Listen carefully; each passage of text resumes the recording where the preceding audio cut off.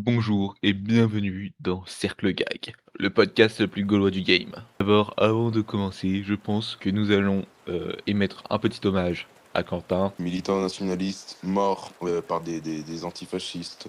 Nous n'appelons évidemment, si vous croisez les personnes qui ont fait ça, avec tous les docs et tout ça, nous n'appelons pas à la violence. Voilà, c'est évident que nous sommes totalement pacifistes. Cette parenthèse fermée, maintenant je pense qu'on peut passer à notre sujet de prédilection. Qui est la Donc, race gauloise, et oui, l'ethno-nationalisme. peut-être, je ne sais pas, parce que est-ce qu'il y a des caractères à la race gauloise? Par exemple, des caractères spécifiques qu'on ne trouve pas chez les autres races. Je pense la sensibilité, je pense. Explique Ah oui. davantage, s'il te plaît. Les Français, les Gaulois, peu importe leur nom, ont toujours été très sensibles, ils ont toujours été très émotifs, mais ils ont toujours aussi été très combattants, ils se sont jamais laissés faire. Et je pense que ça fait leur force. Je pense que c'est pour ça qu'on a les plus grands écrivains, les plus grands inventeurs, les plus grands génies. C'est parce qu'ils ont eu cette sensibilité. Mais ils savent aussi euh, équilibrer le tout. Je veux dire, ce ne sont pas non plus, ils ne sont pas débiles et restent dans un seul prisme. Je pense que ils arrivent à équilibrer le tout. Ils arrivent à faire un petit peu des deux. Quand il faut être sensible, ils le sont, et quand il ne faut pas, ils ne le sont pas. Et je pense que ça, c'est purement gaulois, ça, c'est sûr. Oui. Oui, mais je suis totalement d'accord. Mais aussi, je pense à un autre caractère, très spécifique, à la race c'est Ah oui. l'intelligence, voyons. Enfin, regardons, les plus grands écrivains, les plus grands inventeurs, les plus grands scientifiques sont tous, français. Alors certains vont dire: «Oui, mais il y a quand même beaucoup d'Allemands», mais en fait les Allemands, ils se basent sur les travaux des Français, ils en font une pâle copie et peut-être qu'ils améliorent quelques trucs. Mais en fait, tout vient des Français à chaque fois. Les plus grands écrivains sont français, même ceux avec qui on est en désaccord total sur plusieurs sujets. Par exemple, nous ne sommes pas friands des Lumières, mais pour autant, il n'y a rien à dire, ce sont les plus grands philosophes, de l'histoire. Alors vous allez me dire: «Oui, mais il y a aussi des, philosophes, allemands qui font partie des Lumières». Mais en réalité, c'est en petit nombre. La majorité d'entre eux étaient français. En plus, pour l'intelligence, par exemple, le vaccin, c'est qui? C'est Pasteur. Pasteur, il est quoi? Il est français. Oui. Voilà, alors que les Allemands, ils font quoi? Ils volent le travail des autres, c'est tout ce qu'ils font.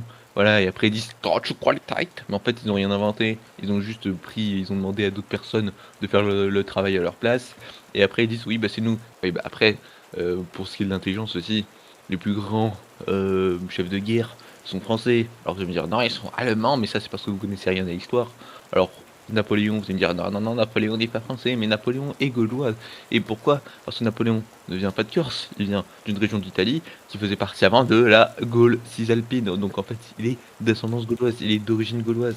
Et oui, alors faut le savoir ça. Voilà, après comme autre grand chef de guerre, français, ben, on a bien sûr Monsieur de Ah Turenne, oui, mais nous avons aussi le maréchal Ney, le maréchal Murat, nous avons le maréchal Pétain, nous évidemment. avons le maréchal Foch, Évidemment. tous ces gens français, vous voyez? Et qui a inventé la Blitzkrieg en réalité? C'est pas les Allemands, c'est le général de Gaulle. Et oui, voilà, en fait les Allemands comme d'habitude, ils copient les travaux des Français, peut-être qu'ils améliorent un peu, mais c'est tout. Après nous avons quoi d'autre? Alors vous allez me dire: «Mais les Chinois allemands sont très forts». Mais non, ils sont surcotés. Dites-moi, vous dites ça, mais en vrai vous connaissez un général allemand, c'est Rommel, hein. Voilà, vous connaissez que celui-là. Après vous en connaissez aucun d'autre et vous pouvez pas vous expliquer. Vous allez dire: «Oui, mais quand même la campagne d'Afrique, la campagne d'Afrique». OK, d'accord, il a fait des petits trucs stylés, mais c'est tout. Sinon il s'est fait niquer. Il s'est fait niquer par qui? Par, général français, la bataille de Bir Hakeim. Koenig, je crois qu'il s'appelle le général. Il s'est fait niquer alors qu'il avait 40 000 hommes et que la France en avait seulement 1 000. Eh, il s'est fait niquer. Vous voyez? Alors, Rommel, gna gna gna, le plus grand général, mes couilles. Et après vous allez dire: Frédéric le Grand», mais Frédéric le Grand, il faisait quoi? Il faisait que défendre. Bah oui, bah c'est sûr que c'est plus simple quand tu défends. Après, on va dire: «Oui, il y a d'autres, oui, il y a d'autres grands penseurs dans d'autres pays», mais il faut arrêter au bout d'un moment de surestimer l'Allemagne. L'Allemagne est beaucoup trop surestimée Il aurait dû être démantelé dès 1918, hein, d'ailleurs, c'est évident. et en réalité, comme l'a dit Mussolini, les Allemands sont des barbares. Qu'est-ce qui s'est passé avec ces barbares? Ils viennent, ils tuent, ils massacrent, c'est tout ce qu'ils font. Même quand ils sont catholiques, hein, ils n'ont rien de catholique d'ailleurs. Même quand ils sont catholiques, ils le font. D'accord? En fait, je ne sais pas si c'est, quelque chose de biologique chez eux, la violence. Ils sont ultra violents, ce sont des barbares. Ils viennent, ils massacrent tout le monde, ils peuvent pas s'en empêcher. C'est plus fort qu'eux à chaque fois. Et à chaque fois, c'est toujours la même chose. Les plus grands génocides de l'histoire, c'est qui? C'est les Allemands. C'est qui? Bah, c'est toujours eux. C'est toujours la même chose. Voilà. Et après, quand ils vont en Russie, ouais, ils tuent 26 millions de Russes. Mais c'est des barbares, il faut le dire. Et quand ils viennent en France, Oradour-sur-Glane. Voilà, bon, je pense qu'on va fermer la parenthèse allemande, bon, quoique on pourrait y revenir.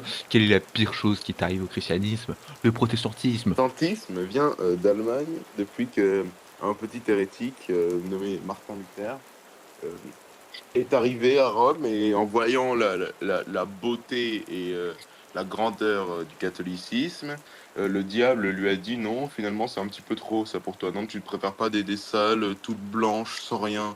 Il y a eu oh, oh oui, mais oui, oh oui, c'est Satan, c'est une très bonne idée, ça dit donc. Alors le pape, dans sa bonté ultime, a envoyé un évêque, il me semble, ou oui, un cardinal ou un évêque, pendant un an, il a essayé de le ramener à la raison, et à la fin, il a dit cet homme est inspiré par le diable. Mais ça, qu'est-ce que ça démontre? Qu'est-ce que ça prouve? Ça prouve que Martin Luther, comme les protestants actuels, sont des obstinés. Ces gens-là n'arrivent pas à comprendre la vérité, même quand on leur explique. Ils sont des obstinés. Je pense qu'ils ont été beaucoup trop germanisés. Et depuis que c'est devenu des germains mentaux, ils n'arrivent plus à réfléchir par eux-mêmes. On va définitivement arrêter de parler des Allemands parce que sinon, on va parler que de ça, mais arrêter d'être germanophile chez les nationalistes, ça c'est un vrai problème. Arrêtez de dire Europe, jeunesse, révolution, hein. Enlevez le Europe, parce que nous, on veut pas être mis avec les Allemands. Pourquoi? Bah, je l'ai déjà expliqué, mais les Allemands ne nous aiment pas en plus de ça, ils nous détestent. Je sais pas si vous traînez, je sais pas, 5 minutes sur TikTok, vous avez vu la traîne Franzosen! Je pense que vous l'avez vu. Oui, ils nous détestent. Il n'y a aucune amitié franco-allemande. Ça, c'est un mythe qui sert à quoi? Qui sert à l'Allemagne de trouver une justification pour nous coloniser. En fait, on est toujours dans Vichy, parce qu'en fait, je pense qu'on peut dire que l'Allemagne a gagné la Seconde Guerre mondiale. Pourquoi? Parce qu'en réalité, ils ont eu leur État avec que des Allemands. Voilà, ils ont eu. Tous les Allemands ont pu être réunis en Allemagne. Et deuxièmement, ils dominent l'Europe. Voilà. Mais regardez, c'est la réalité. Arrêtez d'être soumis aux Allemands. Arrêtez de croire que les Allemands nous veulent des bonnes choses. Ils nous veulent rien de bon. Ils nous détestent et à arrêter de croire que sous prétexte que nous sommes blancs et que nous sommes européens, Très bien nous parlé, sommes très bien amis. parlé. Bref, et pourquoi? Parce qu'en réalité, nos élites, elles sont quoi? Certains vont dire elles sont Oui, juives, la mais en réalité, réalité, elles sont la juives réalité. quoi? Juives allemandes et c'est la deuxième partie que vous devez retenir. Parce que si vous ne saviez pas, les juifs allemands sont les plus nationalistes et nationalistes. Voilà, simplement, ils adorent l'Allemagne et on fait tout faire pour elle. Donc en fait, on s'en fout qu'ils soient juifs ou pas. Le problème, c'est qu'ils sont allemands. C'est qui? C'est Daniel Non. Cohn-Bendit. Est-ce que je dois dire plus de choses sur Cohn-Bendit ou pas? Non, je pense pas. Vous voyez, c'est ce genre de personne. En plus de ça, bon, je pense que là, on pourra dire clairement, mais le traité de Versailles. Le traité de Versailles. Les trucs à l'école. Oh, le prince a méchamment humilié la pauvre Allemagne pendant le traité de Versailles. La gentille Allemagne s'est fait humilier par les Français. Mais non, on a été beaucoup trop gentils. Et ça, Clémenceau, au moins, il a pu garantir certaines choses, mais il s'est un peu laissé faire par les deux germanophiles que sont Lord Wilson et pas Lord Wilson, Lord, je sais plus comment il s'appelle, et Wilson, le président américain. Il s'est fait marcher dessus. Dommage que Foch ne soit pas là et que Foch n'ait pas dit: «Non, la reine Annie doit être française, point». Mais non, malheureusement, il s'est fait marcher dessus, Clémenceau et Churchill, Foch, Pétain et cetera sont tous d'accord pour dire une chose: le traité de Versailles, en réalité, était beaucoup trop gentil et n'a donné aucune sécurité à la France. Mais ben, parce qu'ils se sont dit, on peut faire des guerres à volonté, on sera toujours les gagnants, on sera toujours gagnant dans tous les cas à la fin. Alors refaisons une, refaisons une. Et oui, simplement et Keynes, je ne sais pas s'il est allemand, mais franchement, apprendre qu'il est d'origine allemande ne m'étonnerait absolument pas. Bah, Keynes, il a publié son livre de merde, Les conséquences économiques de la paix, qui dit: «Gna, gna, gna, on a humilié l'Allemagne». Mais ferme ta gueule! Ferme ta gueule si c'est pour dire des conneries. L'Allemagne, on ne l'a pas humiliée, on a été trop gentils, on l'a cassé dans le sens du poil, on a dit: «Oh, pauvre Allemagne» et cetera. Non, ce qu'on aurait dû faire, c'est qu'on aurait dû annexer la Rhénanie, on aurait dû démanteler ce pays, on aurait eu le royaume de Prusse, le royaume de Bavière et cetera et on vivrait en paix aujourd'hui. Tous nos problèmes viennent des Allemands. Et si vous ne croyez pas, pourquoi aujourd'hui nous avons cette immigration de masse? Pourquoi nous avons ce grand emplacement? Pourquoi? À cause des Allemands et leurs conneries durant la Seconde Guerre mondiale. Parce que si eux n'avaient pas gagné, nous ne serions pas dans un monde où le gauchisme Oui, règne. c'est évident. Mais c'est une évidence des plus claires, des plus clairs. Mais même à la fin de la guerre, on nous dit oui, les Allemands étaient pauvres, ils étaient tellement pauvres. Mais toute l'Europe était pauvre à un moment. Mais comme par hasard, dans les livres d'histoire, ne parlant que de la pauvre Allemagne, cette pauvre Allemagne qui, elle, a souffert. Oui, mais alors les Gaulois, dans cette affaire, où sont-ils? Eux aussi ont souffert. Eux aussi, toute l'Europe a souffert. Et mais on ne parle que des pauvres Allemands qui ont perdu la guerre. Mais parce que nous avons été supérieurs. Nous avons dominé, après avoir dominé, notre bonté d'âme naturelle, notre bonté d'âme biologique, a fait en sorte que on les a laissés. Alors on aurait pu se dire non, maintenant c'est fini. Mais même après la seconde, on a encore été bons d'âme parce que nous sommes de bons catholiques. Les Gaulois sont de bons catholiques et donc ils ont toujours été gentils envers les Allemands et au bout d'un moment, il faut dire stop, il faut savoir dire stop, voilà. Mais en plus, ce livre de merde qui s'appelle «Les conséquences économiques de la paix», qu'est-ce qu'il a permis? Il a permis de donner une justification aux Allemands de continuer la guerre, de faire toujours plus de guerres, de faire toujours plus de morts et cetera. C'est limite dans leur nature de vouloir faire des morts. C'est horrible, mais c'est toujours comme ça. Mais regardez, moi, les plus grands crimes du XXe siècle, c'est quoi? C'est le génocide, en Namibie, c'est le génocide des Juifs et des Tziganes, c'est la Seconde Guerre mondiale, c'est les crimes de guerre en Russie, c'est les crimes de guerre en Europe occupée. C'est ça!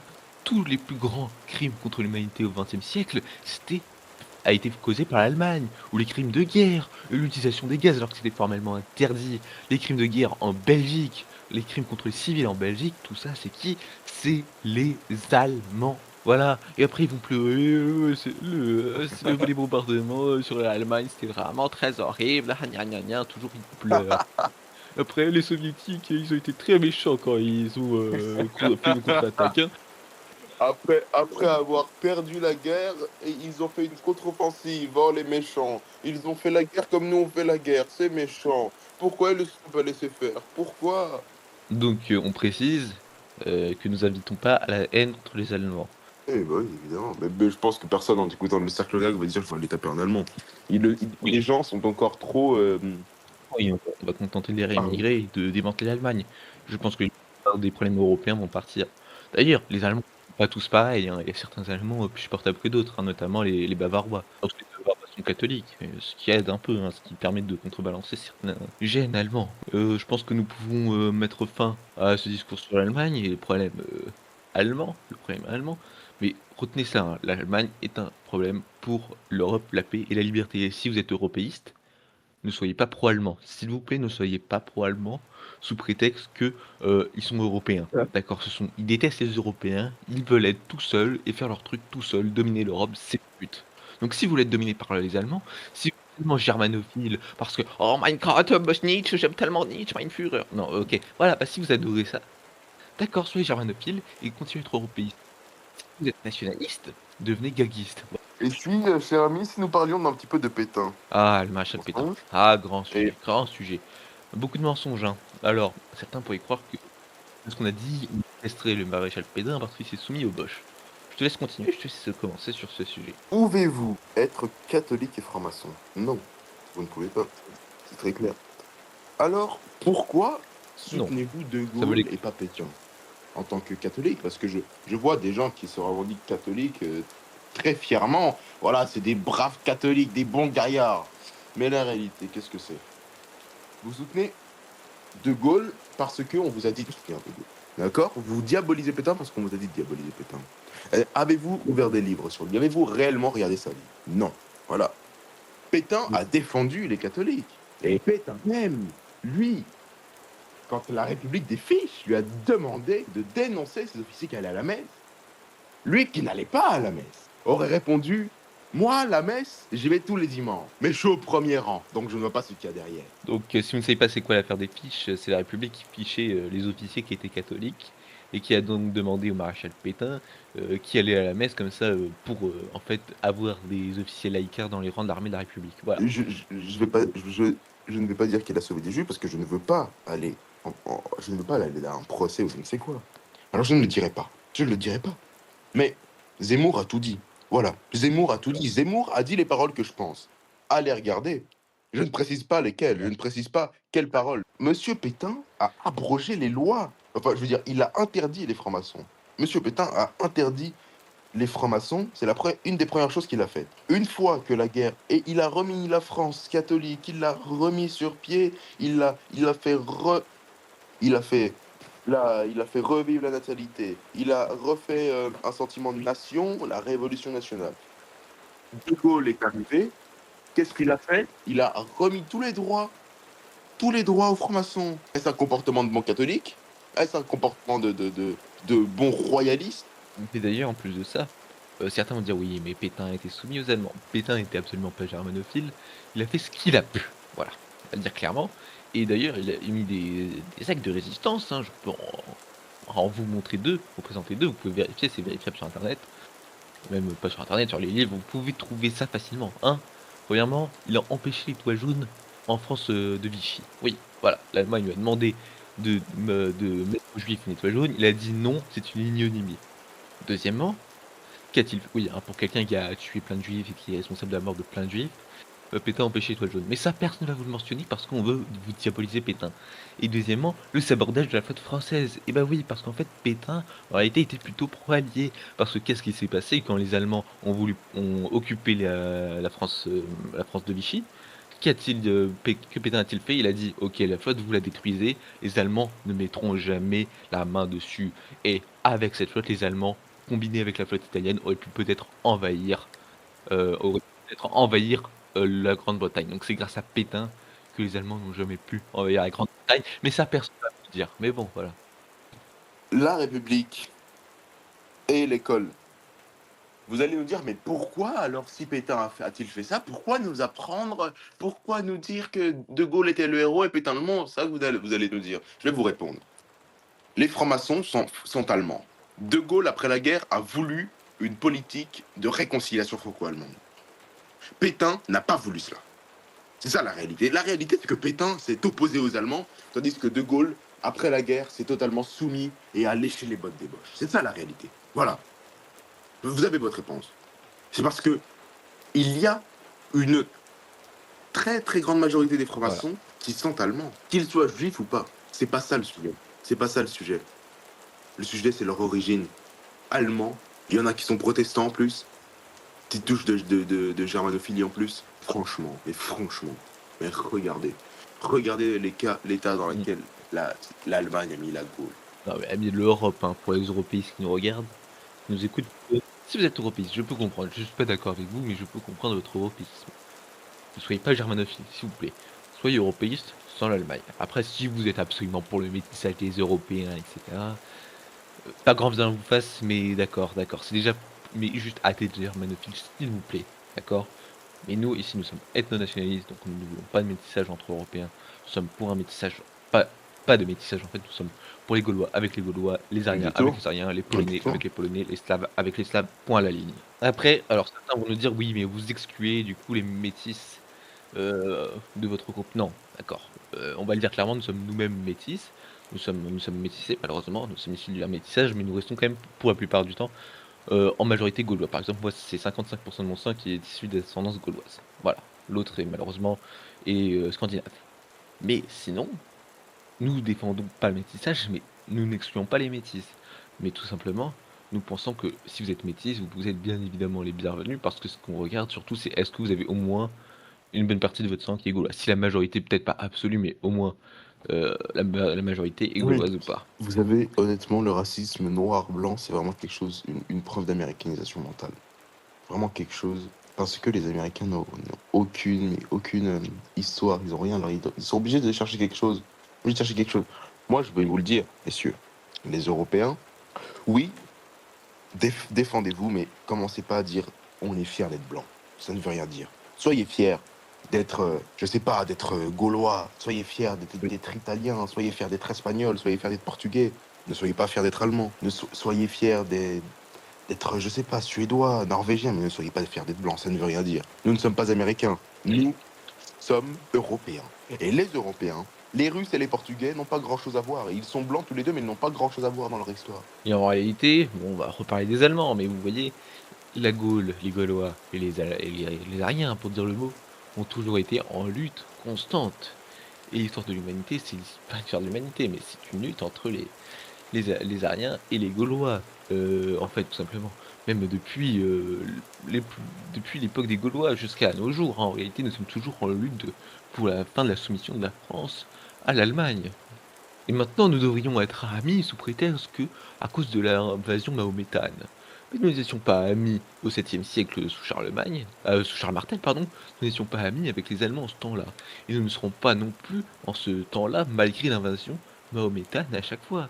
Non, Nous ne sommes pas amis avec eux, nous ne Hein? sommes pas amis avec nos ennemis non plus, nous sommes amis avec aucun des 2, tout simplement. Voilà, c'est pas soit on choisit les Mahométans ou soit on choisit les Allemands. Nous rejetons les 2. Choisissez la 3e position. Non, je rigole. Nous sommes contre la 3e position et l'idée de la 3e position. Bon. Mais non, mais maintenant, regardez l'autre grande horreur de l'humanité, c'est quoi?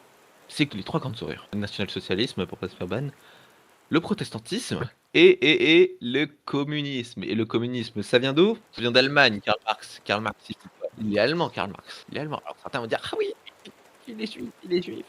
Non, il était baptisé protestant en plus de ça. Donc Karl Marx est un Allemand qui a inventé une théorie horrible et qui a aussi détruit l'humanité. Qui a détruit l'humanité, qui est tout simplement désastreuse. L'idée du communisme, donc le partage des richesses, etc., c'est une idée purement allemande. Et regardez quand même, c'est quand même fou que les horreurs du monde actuel viennent à chaque fois d'Allemagne. Le seul horreur peut-être du monde actuel qui ne vient pas d'Allemagne, c'est l'islam. Mais c'est tout, hein. Mais qui veut d'ailleurs que nous accueillions plein de Mahométans? Qui le veut? Qui lutte pour ça? Mais c'est l'Allemagne, comme toujours. Celle qui a accueilli des millions de Syriens, des millions de Turcs à chaque fois. C'est elle. C'est toujours elle. L'Allemagne est la source de tous nos problèmes, je le répète encore. Et aujourd'hui, qui veut nous prendre notre parapluie nucléaire? Qui veut qu'on lui donne la bombe nucléaire? L'Allemagne. Et certains veulent leur donner la bombe nucléaire, mais vous savez ce qu'ils vont en faire de la bombe nucléaire? Ils vont la lancer sur Paris le jour 1, parce que c'est ça leur but. Mais ça, il faut pas le dire. Qu'est-ce qu'on dit du communisme? On dit que c'est mal, pourquoi? Mais parce que, tout simplement, il y a eu, à cause du communisme, des famines de masse.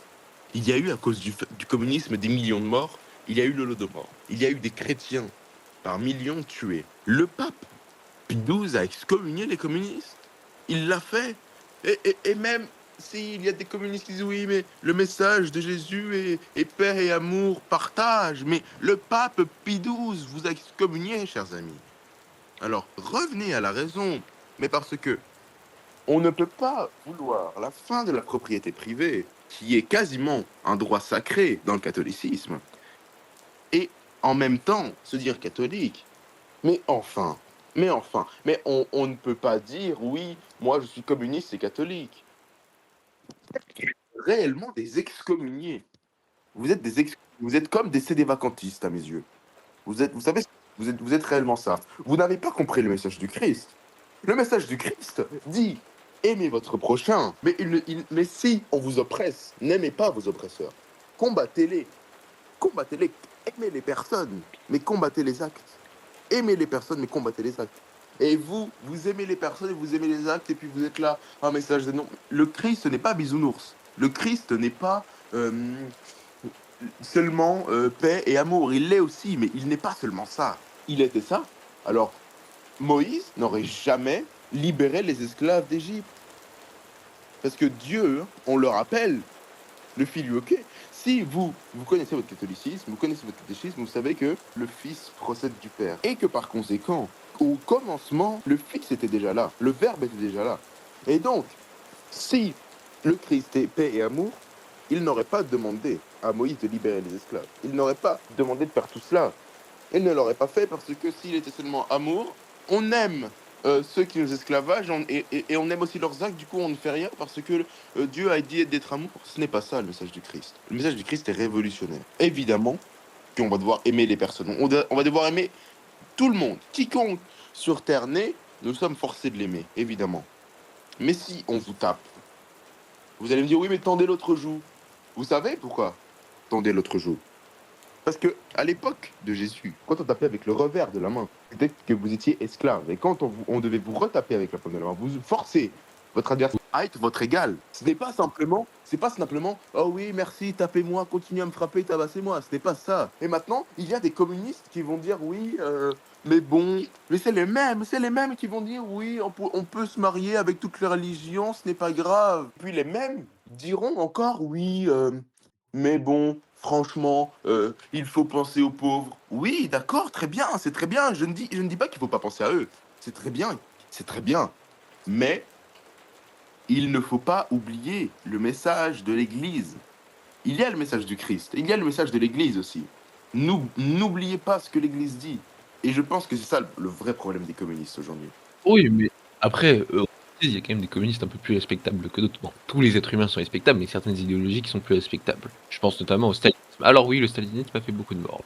Oui, stalinisme a au moins l'honneur d'être nationaliste, hein, parce qu'on ne perd pas dans les illusions internationalistes du marxisme-léninisme, etc. Le stalinisme se dit nationaliste et défend sa terre nationale contre l'envahisseur teutonique, encore une fois. Mais on va pas y revenir. On va pas revenir c'est là-dessus. de l'humour, c'est de l'humour, c'est de l'humour. D'ailleurs, on précise, pour, au cas où, nous avons dit sur l'allemand, sur les Allemands et l'Allemagne, nous n'en pensons pas, Ah oui, oui, oui. nous ne pensons pas vraiment. Ça, c'est de l'humour. Il faut Et prendre pour ça au ceux second qui ne degré. sont, Par du contre, sur coup, le pour les communisme, c'est communistes qui ne sont totalement pas vrai. pour l'avenir de la France, il faut quelque chose de révolutionnaire. La révolution de Mmh. l'idée a toujours créé, que ce soit bon ou mauvais, mais ça a toujours créé, ça a toujours fait évoluer. Nous sommes révolutionnaires de l'idée actuelle. Alors, soyez gaillistes, réellement. Aidez-nous. Et puis d'ailleurs, si quelqu'un, sur n'importe quel sujet, il veut parler, que ça soit un NR, un communiste, un socialiste, ou que sais-je, oui, non mais vraiment, de tout, tout, tout, tout, tout, tout, tout. Il est le bienvenu, voilà. On invite tout le monde sur le podcast, on accepte réellement tout le monde, tout le monde, tout le monde. Que même un royaliste ou je ne sais rien, hein, j'en sais vraiment, on accepte D'ailleurs, bon alors, comme nous sommes dit, vous savez que gag, c'est pour que vous compreniez ce que c'est gag, gaulo-gaulois, tout simplement, la gaulo-gaulois, c'est notre idée. Ah, Pour que vous compreniez bien, certains pourraient penser, du coup, êtes-vous expansionniste ou pas? Alors, nous ne sommes pas contre l'expansionnisme, mais nous ne sommes pas forcément pour.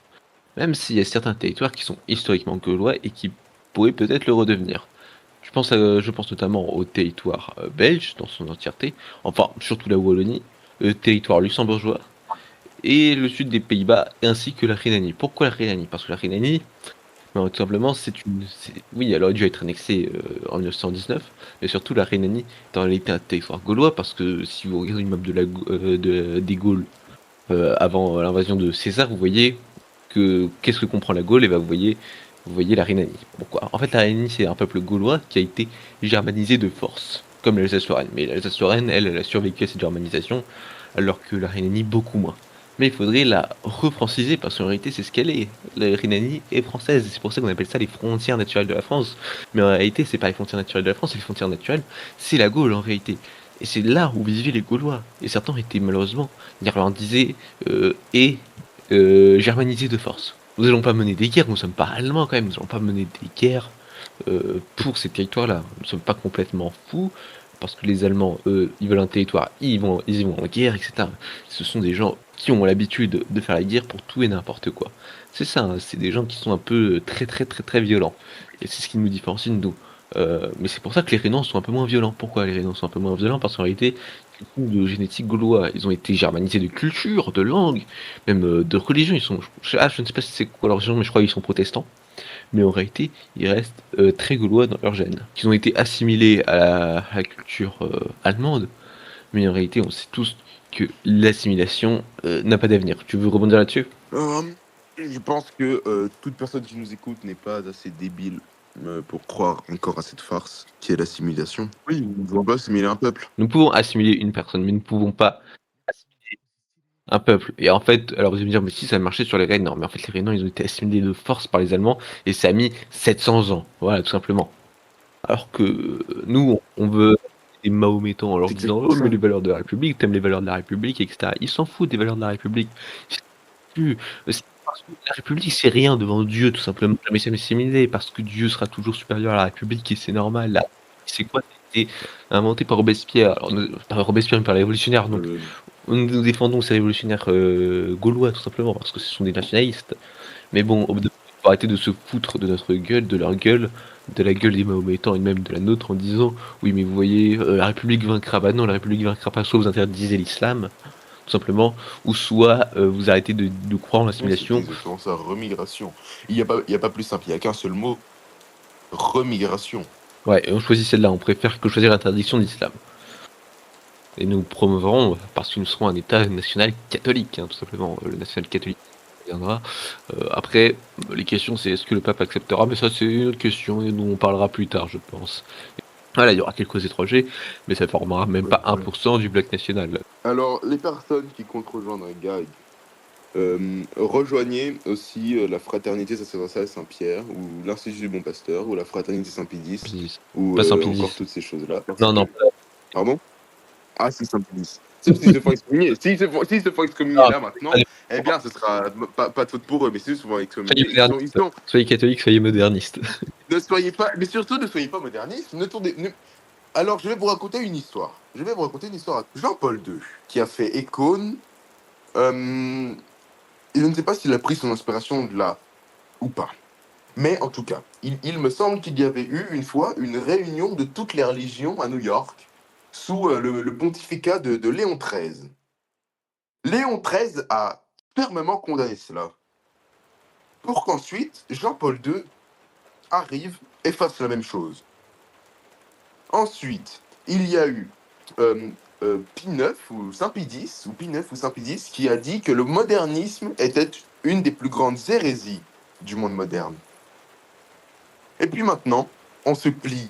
Mais il y a, je vais vous le dire, messieurs, mesdemoiselles, messieurs, tournez-vous vers la tradition. Tournez-vous vers la tradition, ça sauvera vos cœurs, ça changera vos cœurs. Parce que certains cultes catholiques ressemblent à des cultes protestants. Ne vous y trompez pas. Ne vous y trompez pas, messieurs. Vous ne savez, ce n'est pas parce que il porte une petite, un petit col blanc qu'il est réellement catholique, messieurs. Des fois, on se rapproche plus du protestantisme que du catholicisme. Alors tournez-vous vers la messe traditionnelle. Mais parce que la réalité, c'est quoi? La réalité est que le monde moderne est la tradition. Mais pourquoi elle l'a haï comme ça? Mais parce que la tradition est en conflit direct avec la modernité, avec le monde moderne. Parce que la tradition dit, nous voulons toucher des cœurs de millions de personnes. Nous voulons que les gens se rapprochent de leurs ancêtres, de leurs aïeux comme ils le faisaient. Et le monde moderne dit non, maintenant nous basculons tout cela, c'est désuet, c'était d'avant. Mais alors rapprochez-vous réellement de vos ancêtres, rapprochez-vous réellement de vos aïeux. Faites comme eux, et vous comprendrez pourquoi ils l'ont fait depuis si longtemps. Pourquoi la messe en latin a été faite depuis si longtemps. Essayez-la.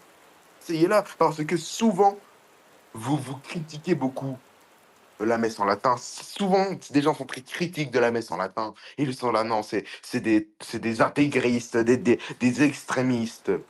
Mais, mais qui sont les réels extrémistes entre nous deux? Nous qui voulons simplement garder une tradition vieille du Concile de Trente. Ou bien vous qui voulez maintenant ressembler au monde moderne à tout prix. Je vous demande qui sont les réels extrémistes entre nous deux. Moi, je pense que c'est vous. Voilà. C'était mon fin de mot. C'est mon mot de fin. C'était mon mot de fin. Voilà. Merci. Bon d'accord, parlons-en. En fait, vous nous critiquez, nous les modernistes, vous nous accusez d'avoir des rites protestants. Mais alors, pas vous, pas toi personnellement, pas toi, parce que toi tu es à la fraternité Saint-Pierre, pardon. Pas Saint-Pie X. Encore. Saint-Pierre, Saint-Pierre, Saint-Pierre, oui. Mais Oh, la arrêtez, FSP et arrêtez cela, cher ami.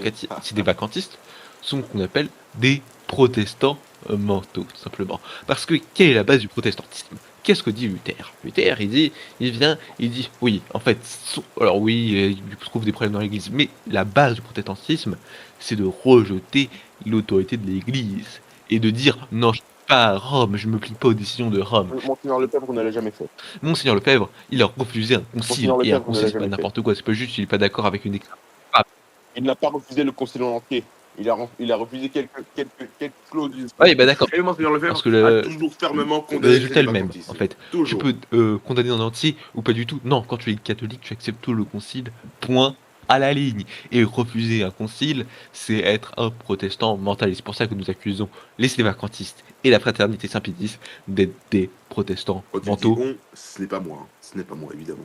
Ah, parce que tu penses pas que Bon. les sévacantistes sont des protestants Oui, mentaux. pour les célibacantistes, oui, pas pour la fraternité Saint-Pédis, cher ami. Bientôt, ils vont être excommuniés, comme ils l'ont Ah, été on ne sait pas. auparavant. Oui, le bulle papal le dit, oui. Maintenant, est-ce que Léon XIV va le faire? On verra, on verra. Mais ça ne m'étonnerait absolument pas et à vrai dire, ça me poserait pas de problème. Mais si je ne suis pas À pape, moi, ça me posait quand même un sérieux problème parce que... c'est pas moi qui décide ça. Oui, Bien, oui, c'est... heu, Enfin, nous vous allons pliez le programme, cher ami. conclure là-dessus. Soyez gaguistes, soyez d'extrême droite, soyez catholiques, et soutenez la rémigration. Gag vaincre. Gag vaincre. On rappelle, si vous voulez passer sur l'émission, envoyez-nous un mail, nous acceptons tout le monde. Enfin, ça dépend du nombre de mails, mais normalement, en théorie, nous acceptons tout le monde. Le comité gag est tellement bien, abonnez-vous. Un abonnement en plus est un germain en terre gauloise en moins.